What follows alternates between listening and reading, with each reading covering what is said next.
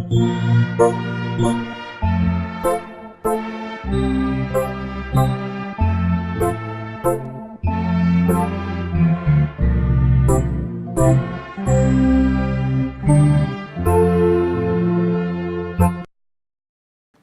à Dieu, merci d'être présent en ce temps de la grâce. Merci pour votre patience et nous croyons que pendant ces moments, Dieu va nous bénir ensemble au nom de Jésus. S'il vous plaît, baissons la tête pour la prière en ce moment. Papa, merci pour ce temps merveilleux dans ta sainte présence. Merci pour ta grâce merveilleuse, tes plans merveilleux. Merci pour ta présence aussi. Merci pour le Saint-Esprit qui insuffle sa parole dans nos vies, qui nous donne la compréhension de cette parole et qui nous amène à la conviction et change et transforme l'être entier. Je demande que cela soit fait pour chacun de nous afin que nous devenions meilleurs au nom de Jésus. Père, merci pour la réponse. Au nom de Jésus, nous avons prié. Amen. Merci beaucoup d'être venu.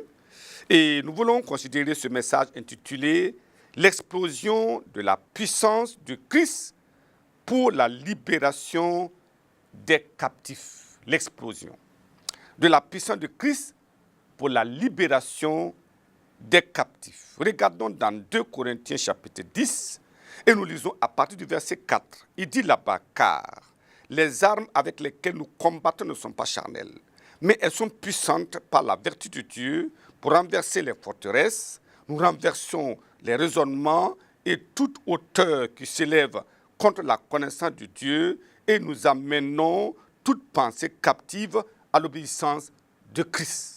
Gloire à Dieu. Les armes avec lesquelles nous combattons ne sont pas charnelles.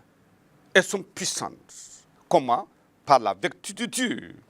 Oui, et elle est capable de renverser toutes les forteresses. Je prie que toute forteresse dans votre vie soit renversée par la puissance infaillible de Dieu au nom de Jésus. Voyez, les hommes font face à des esprits destructeurs qui sèment des troubles dans leur vie et quelquefois dans leur famille. Alors, c'est la raison pour laquelle la terre est remplie de problèmes, de maladies, de possessions démoniaques. C'est pour cela que toute cette cacophonie est visible partout dans le monde. Parce qu'il y a le Dieu de ce siècle qui travaille, qui assène. Et je prie que nous comprenions cela et alors venir au Sauveur pour briser le lien et les alliances et nous rendre libres au nom de Jésus. Nous allons voir 3 points dans ce message. Premièrement, nous parlons des captifs traumatisés. Les captifs traumatisés. Deuxièmement, nous allons considérer les conséquences de la captivité de Satan. Quand vous êtes captif, quelles sont les conséquences? Et enfin, nous verrons la capacité extraordinaire de Dieu pour la libération. La capacité extraordinaire de Dieu pour la libération. Retournons rapidement au premier point, les captifs traumatisés. Souvent, nous ne comprenons pas les actions des hommes. Très souvent, nous sommes aptes à condamner. Pourquoi il fait ça? Pourquoi est-il méchant? Pourquoi il pose de tels actes? Pourquoi parle-t-il ainsi? Pourquoi n'arrête-t-il pas de faire cela? Pourquoi il est avec ces gens? Pourquoi a-t-il de ces pensées? Voyez, nous sommes aptes à condamner, sans oublier que quelque part, quelque chose se passe. Nous sommes des humains et nous combattons avec des armes charnelles, avec des fusils d'assaut, avec même l'arme nucléaire. Ça, c'est physique. Mais la Bible dit que les armes avec lesquelles nous combattons ne sont pas charnelles.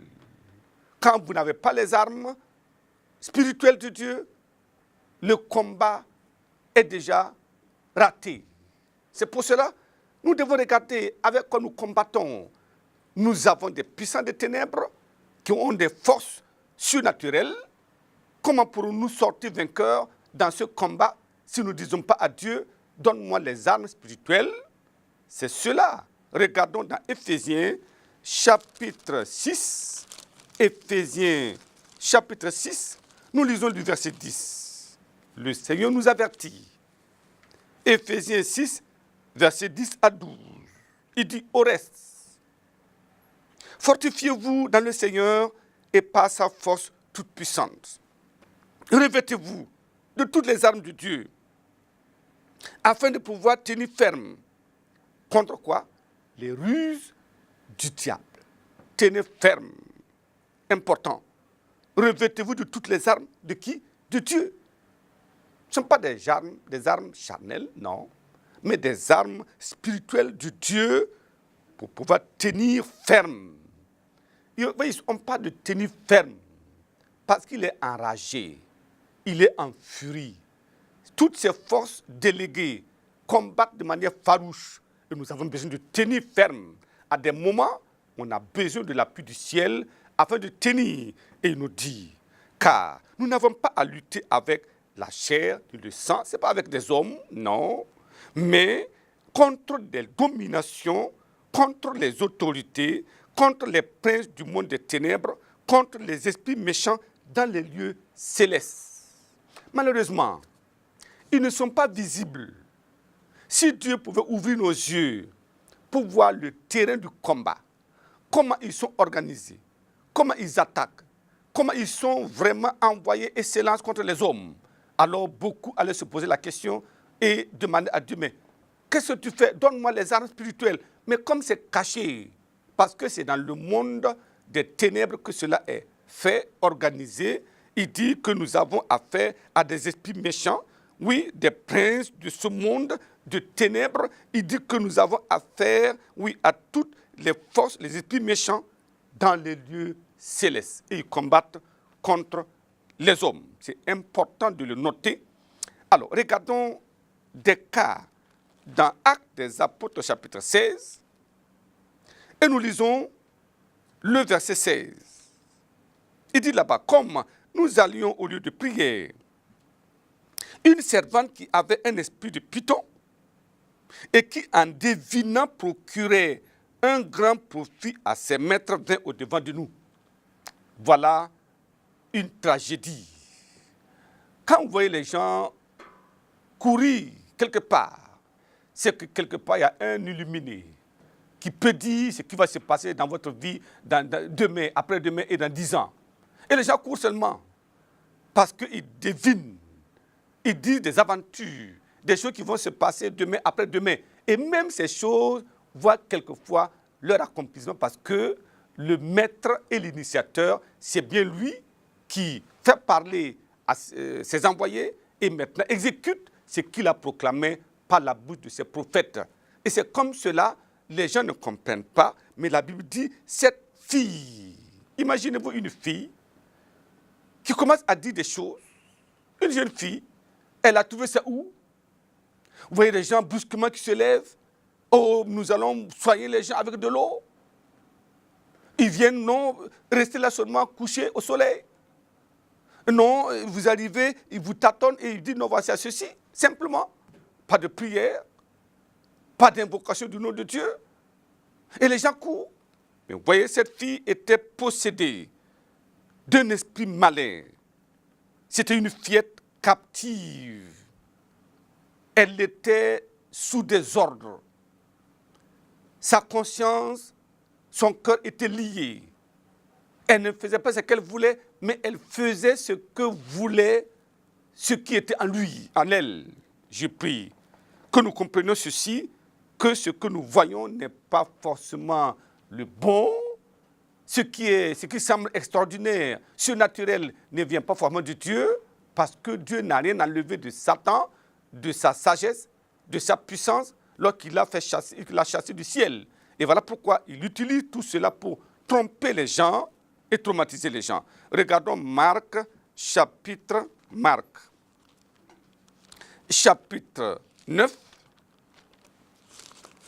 Marc, chapitre 9. Nous lisons le verset 17. La parole de Dieu nous dit là-bas, verset 17. Et un homme de la foule lui répondit, Maître, j'ai amené auprès de toi mon fils qui est possédé d'un esprit muet. Un enfant. Un esprit muet et même muet et sourd. Ça, c'est des esprits maléfiques qui frappent beaucoup d'enfants, beaucoup d'adultes. Regardez un peu dans les rues, vous voyez des gens qui se promènent pieds nus en plein jour, en plein midi, sous le soleil cuisant. Vous voyez des gens, vous les voyez parler.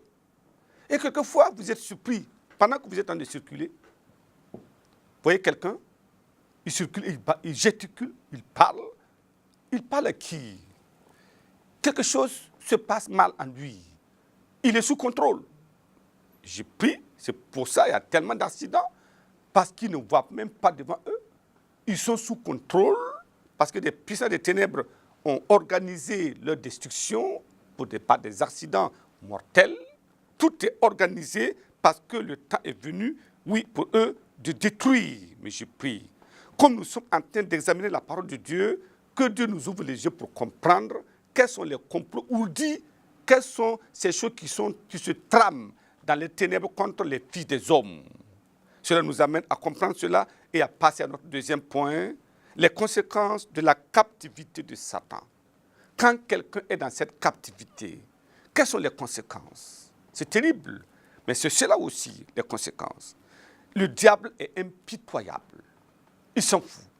Il flatte comme le chasseur et il vous met beaucoup de choses, des appâts devant vous, comme le pêcheur. Il jette, oui, de l'appât. Son hameçon est bourré, oui, de fer et il met de la viande pour amener comment on appelle, le poisson frivole. Mais poisson, tu n'as jamais vu cette viande-là comme ça, de nager comme ça. Mais brusquement, il court, il avale, il dit voici de la viande. Mais une fois avalé, il sent ce morceau de fer dans sa gorge. C'est fini. C'est comme ça que Satan fait. Il appâte les gens, il amène les gens à faire des choses et par fini maintenant, ils sont pris au piège, ils ne peuvent plus s'en sortir, ils deviennent esclaves et alors c'est fini. Je prie que nous sortions des filets de Satan par Dieu au nom de Jésus. Alors, les conséquences de la captivité de Satan. Voyons Marc, chapitre 9. Ce garçon possédait un esprit muet. Voyez, au verset 18, il dit, en quelque lieu qu'il le saisisse, il le jette par terre. L'enfant écume, grince des dents, devient tout raide, grince des dents. Pourquoi? Les docteurs ne peuvent rien faire. Ils sont invisibles lorsqu'on les passe au scanner. Mais l'enfant souffre. C'est quelle maladie? Pas fini, on va dire, oui, votre enfant souffre d'épilepsie. Alors on va essayer de le traiter. Mais malgré tout, rien ne va parce que ce n'est pas l'épilepsie. Les signes sont similaires, mais il y a une force des ténèbres qui travaille et qui assaille votre enfant. Vous avez besoin de l'homme plus fort que l'homme fort. Vous avez besoin de Jésus, la puissance de Dieu pour écraser le joug de Satan dans la vie de votre enfant. Vous avez besoin de l'appeler. Vous avez besoin de dire au Seigneur, aide-moi. Et alors, il viendra certainement. Et au verset 22, il dit, et souvent, l'Esprit l'a jeté dans le feu et dans l'eau. Pourquoi? Pour le faire périr. Satan attrape la main des hommes, pas pour leur donner du bonheur. Satan entraîne les gens dans le péché, pas pour leur donner le ciel. Au contraire, c'est pour périr, pour les faire périr. Mais si tu peux quelque chose, viens à notre secours et aie compassion de nous. C'est ce que Dieu attend. Que ceux qui sont tourmentés, troublés, disent, mais si tu peux quelque chose, Jésus va dire, mais comment pouvez-vous demander au Fils de l'homme s'il peut quelque chose? Et aujourd'hui même, la puissance de Dieu serait libérée afin que les captifs de Satan soient délivrés. Regardons Actes des Apôtres, chapitre 16, que nous avons lu précédemment. Alors, qu'est-ce qui se passe là-bas? Il dit, verset 16, Actes des Apôtres, chapitre 16, le verset 16. Il dit, comme nous allions au lieu de prière, une servante qui avait un esprit de python, qui en devinant procurait un grand profit à ses maîtres, vint au-devant de nous. Cette fille, les conséquences, c'est quoi? C'est un esprit de serpent qui la traumatise. Parle. Elle a parlé pendant des jours, plusieurs jours. Quand l'esprit dit lève-toi et parle, elle se lève, elle parle. Faites des gens comme ça. C'est incroyable. Ça, c'est vraiment les conséquences terribles de Satan, oui, de la possession de Satan dans la vie des gens. Un esprit de serpent. Ceux qui ne comprennent pas vont dire, ah, cette fille-là, elle est remplie de sagesse. Elle m'a dit ça et puis c'est ça accompli. Mais il ne peut pas voir le serpent en elle. Il est invisible. Mais c'est cela aussi. Romains, chapitre 7. Romains, chapitre 7. Nous lisons du verset 23. Il nous dit, mais je vois dans mes membres une loi qui lutte contre la loi de mon entendement et qui me rend captif de la loi du péché qui est dans mes membres. Vous voyez, ça c'est terrible. Il dit, je vois dans mes membres. Je ne vais pas regarder, mais je suis obligé de regarder. Je ne vais pas toucher, mais je suis obligé de toucher parce que quelqu'un me pousse à faire ça. Ça lutte contre la loi de mon entendement et me rend captif de la loi du péché qui habite dans mes membres. Misérable que je suis, qui me délivrera du corps de cette mort. Oui, gloire à Dieu. Quand vous arrivez à ce point, ça veut dire qu'il y a encore de l'espérance. Qui me délivrera? Verset 24, verset 25. Grâce soit rendue à Dieu par Jésus, par Jésus-Christ, notre Seigneur. Ainsi donc, moi-même, je suis par l'entendement esclave de la loi de Dieu et je suis par la chair esclave de la loi du péché. Il dit, grâce soit rendue à Dieu. Oui, par Jésus-Christ, notre Seigneur, il est capable de nous délivrer en ce moment-là. Qu'il en soit ainsi au nom de Jésus. Voilà pourquoi plusieurs sont dans l'adultère et ils continuent. Depuis le jeune âge, ils continuent. Ils sont devenus vieux, ils continuent. Beaucoup sont dans des tromperies. Beaucoup se trouvent maintenant dans des avortements. La question, combien d'hommes de grossesse avons-nous coulé volontairement? C'est cela pourquoi l'impudicité et ses conséquences. J'ai pris que nous sortions de là au nom de Jésus. Troisième point, la capacité extraordinaire de Dieu pour la libération. Oui, la capacité extraordinaire de Dieu pour la libération. Voyons Actes des Apôtres. Actes des Apôtres, chapitre 2, le verset 37. La Bible dit là-bas, verset 37. Après avoir entendu ce discours, ils eurent le cœur vivement touché et ils dirent à Pierre et aux apôtres, hommes frères, que ferons-nous? Très extraordinaire, c'est tout. Que vais-je faire maintenant? Je comprends que je suis sous commande ou sous commandement. Je fais quoi? Pierre leur dit, repentez-vous et que chacun de vous soit baptisé au nom de Jésus-Christ pour le pardon de vos péchés et vous recevrez le don du Saint-Esprit. Gloire au Seigneur. C'est comme cela, simple. Repentez-vous. Dites, mais Satan, c'est fini. Seigneur, pardonne-moi de mes péchés.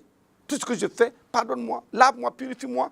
Et alors, en ce moment, la grâce excellente de Dieu est déployée et nous sommes délivrés des chaînes de Satan. Actes des Apôtres, pardon. Allons d'abord dans Marc, chapitre 9. Marc chapitre 9, verset 25. Il dit là-bas, verset 25, Jésus voyant accourir la foule, menaçait l'esprit impur et lui dit, esprit muet et sourd, je t'ordonne, sors de cet enfant et n'y entre plus. Et il sortit en poussant des cris. Alléluia. C'est clair, l'autorité dit un mot seulement. Alléluia. Et quand Dieu dit un mot, quand Jésus parle, c'est fini. Et c'est clair. Et l'esprit était sorti en l'agitant avec une grande violence. L'enfant devient comme mort, de sorte que plusieurs disaient qu'il était mort. Mais Jésus, l'ayant pris par la main, le fit lever et il se tint debout. Gloire à Dieu. C'est ce que Dieu fera si vous venez à lui en disant, Seigneur, j'abandonne tout, j'abandonne tout. Dieu va nous aider au nom de Jésus. Actes des Apôtres, chapitre 16. Cette fillette, est-ce que Dieu va la laisser comme cela pendant que ses serviteurs étaient là? Non. À un moment donné, Dieu va ordonner de faire quelque chose.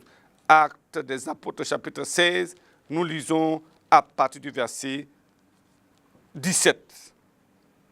Il dit maintenant, cette fille se mit à suivre Paul et nous. Elle criait, ces hommes sont des serviteurs du Dieu vivant, du Dieu très haut, et ils vous annoncent la voie du salut. Elle fit cela pendant plusieurs jours. Paul, fatigué, se retourna et dit à l'esprit, je t'ordonne, au nom de Jésus-Christ, de sortir d'elle. Et il sortit à l'heure même. Gloire à Dieu et à la délivrance dans le nom de Jésus. Actes des Apôtres, chapitre 9. Actes des Apôtres, chapitre 9. Et nous lisons à partir du verset 36. Verset 36. Il y avait à Joppé parmi les disciples une femme nommée Tabitha, ce qui signifie Dorcas. Elle faisait beaucoup de bonnes œuvres et d'aumônes. Elle tomba malade en ce temps-là et mourut. Après l'avoir lavée, on la déposa dans la chambre haute. Verset 40. Pierre fit sortir tout le monde, se mit à genoux et pria, puis se tourna vers le corps. Il dit, Tabitha, lève-toi. Elle ouvrit les yeux et ayant vu Pierre, elle s'assit. Il lui donna la main, la fit lever, et il appela ensuite les saints et les veuves et la présenta vivante. Gloire à Dieu. Voyez, Dieu est capable de changer. Cette femme était morte, mais la puissance de Dieu l'a ramenée à la vie. Si Dieu est capable de faire ça, est-ce que ce sont ces oppressions sataniques que Dieu ne peut pas enlever? Est-ce ces petites maladies dans votre vie? Est-ce ces démons-là dans votre vie que Dieu ne peut pas chasser? Aujourd'hui, nous allons baisser la tête et prier. C'est le jour de l'explosion de la puissance de Dieu pour la libération. Si vous êtes d'accord, nous allons prier maintenant et Dieu fera son travail dans votre vie au nom de Jésus. Baissons la tête et prions. Disons à Dieu, pour la libération du péché, pardonne-moi. Lave-moi et purifie-moi. Et maintenant, toutes ces choses qui sont anormales dans votre vie, dites à Dieu, oh, aide-moi maintenant. La puissance de Dieu viendra à votre secours. La libération sera là, la délivrance sera opérée. Papa, merci pour ces moments. Merci pour tout ce monde repentant. Revenez à toi par la vérité de ta parole. Merci pour ton esprit qui se manifeste maintenant en leur faveur. Merci Seigneur pour le pardon de leurs péchés. Lave-les, purifie-les complètement. Rends-les maintenant neufs. Oui, rends-les maintenant libres du péché et du joug du péché. Et qu'en ce jour, la transformation, oui, d'enfants de péché, ils reviennent maintenant enfants de Dieu au nom de Jésus. Et maintenant, toutes les œuvres de Satan dans leur vie, les oppressions diaboliques, il ne peut plus laisser là-bas parce que l'alliance est détruite. Je prie que toutes les alliances de Satan dans leur vie soient consumées au nom de Jésus. Et qu'à l'heure même, les liens soient brisés. Et qu'en ce moment, la puissance de Dieu déclenche la délivrance totale de toute possession, de tout lien dans leur vie au nom de Jésus. Je prie que toutes ces forces du mal qui les assaillaient maintenant soient maintenant chassées. Quittez la vie de ces hommes, de ces femmes, de ces enfants en ce moment au nom de Jésus. Seigneur, je prie, réprime-les maintenant et apporte une totale délivrance par la puissance extraordinaire de ton esprit dans la vie de ces hommes, de ces femmes, de ces enfants et de ces jeunes au nom de Jésus. Père, merci parce que c'est fait, que toute la gloire te revienne. Au nom de Jésus, nous avons prié. Amen. Amen. Que Dieu vous bénisse abondamment.